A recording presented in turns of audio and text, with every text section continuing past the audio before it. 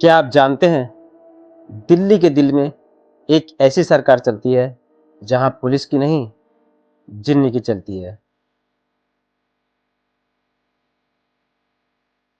लोग कहते हैं कि वहां अपनी मुराद लिख कर छोड़ के आने से जिन्न आपकी मुराद पूरी करते हैं। लेकिन क्या हो अगर वहां से कुछ छोड़ के आने की जगह वहां से आप साथ में कुछ लेकर आते हैं। आज की कहानी एक ऐसे जर्नलिस्ट के बारे में है जिसने जर्मनी की मशहूर रिपोर्ट जिनोलॉजी को टारगेट करके उसको चुनौती दी थी, जिसमें लिखा था कि फिरोज शाह कोटला में वक्त रुक जाता है। उसने सोचा ये सब वहम है, लेकिन वो वहम नहीं था। उस रात उसके कमरे के कोने में जो खड़ा था, उसने उसके वहन शब्द का मतलब ही बदल दिया। वीडियो के अंत में आपको उस वीडियो की रिकॉर्डिंग भी सुनाऊंगा, जिस जो उस रात उस जर्नलिस्ट ने वो आवाज कैद की थी। तो नमस्कार, मेरा नाम विकास पाल। स्वागत है आपका हमारे चैनल द अनटोल्ड इंसिडेंट में। इसमें आपको historical, horror and devotional real incident के बारे में जानकारी मिलती है। तो कहानी आगे बढ़ाते हैं। तो जिस जर्नलिस्ट की बात कर रहा हूँ उसका नाम था आर्यन।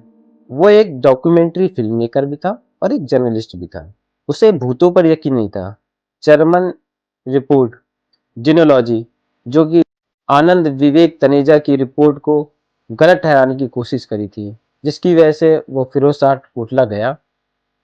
और जब वो वहां पे अंदर गया, उसने पढ़ा कि लोग यहाँ पे जिन्नों को खत लिखते हैं, अपनी प्रॉब्लम्स जिन्नों को बताते हैं। तो उसके बाद वो फिरोज शाह कोटला में गया। वहां उसने अंदर कदम रखा। दिन का टाइम था, लोग आए रहे थे अपनी पर्ची, आईडी प्रूफ।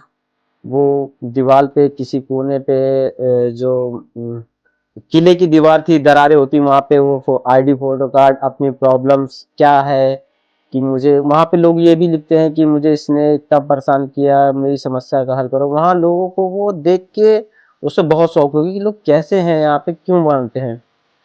उसने वहां पे बीच में अशोक स्तंभ में, माना जाता है कि वो अशोक स्तंभ के आसपास बहुत सारे जिन्न होते हैं और उसी के आसपास लोग उस अपनी मुराद छोड़ के आते हैं और वहां पे अगरबत्ती, इत्र डाल के आते हैं, जो कि जिन्न को बहुत पसंद है।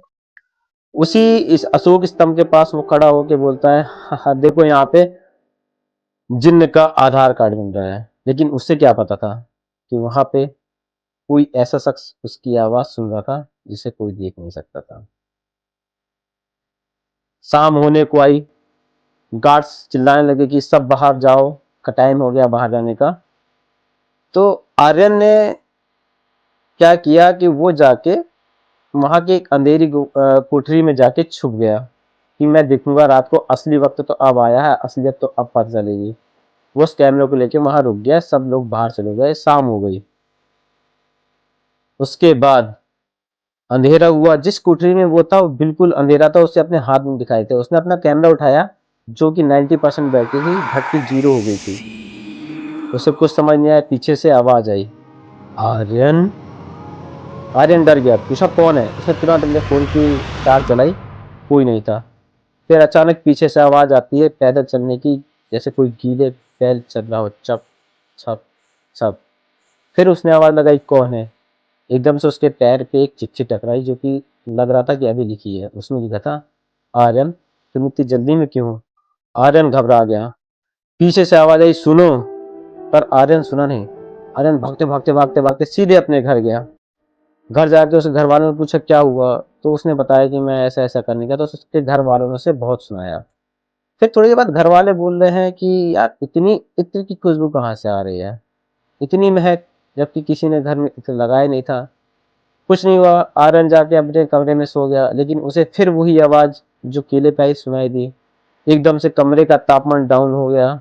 उसे ठंड लगने लगी। उसने चार देर देखा, लाइट चली गई थी, अंधेरा था। उसे कुछ एहसास हुआ। उसने अपने कैमरा खोला, फोटो खींची, कुछ नहीं दिखा। जब उसने एक्सपोजर, अपने कैमरे का एक्सपोजर बढ़ाया, तब उसे एक साया दिखाई दिया, जो हाथ में वही चिट्ठी लिखी लिए था जो उसे किले में दिखाई दी थी। और उसमें लिखा था, आर्यन, तुम इतनी जल्दी में क्यों हो। आज वो जर्नलिस्ट को लोग पागल कहते हैं क्योंकि वो अब दिमाग की सुदबुद हो चुका है। जो लोग फिरोज शाह कोटला को जिन्न को मानते हैं वो कहते हैं उसकी अर्जी मंजूर हो गई है। उसकी अर्जी थी ना कि मैं नहीं मानता भूत प्रेत को, अब वो मानता होगा। तो अगली बार जब आप फिरोज शाह कोटला जाएं तो सिर्फ अपनी अर्जी ही लगा के मत आए, ये भी पक्का कर लें कि वहाँ के साथ साथ आप अकेले ही आ रहे हैं, कोई आपके पीछे तो नहीं आ रहा है। ऐसी ही जानकारी के लिए हमें फॉलो करें और कमेंट बताएं ये कहानी आपको कैसी लगी, और ये ज़रूर बताएं क्या आप कभी फिरोज शाह कोटला गए हैं, क्या आपको ऐसा कभी अनुभव हुआ है। आपके कमेंट हमें प्रोत्साहन देते हैं कि आगे हम कैसी कहानी बनाएं, क्या बताएं। रियल इंसिडेंट्स हम बहुत मेहनत करके निकालते हैं, तो प्लीज़ हमें कमेंट में ज़रूर बताएं। जय हिंद।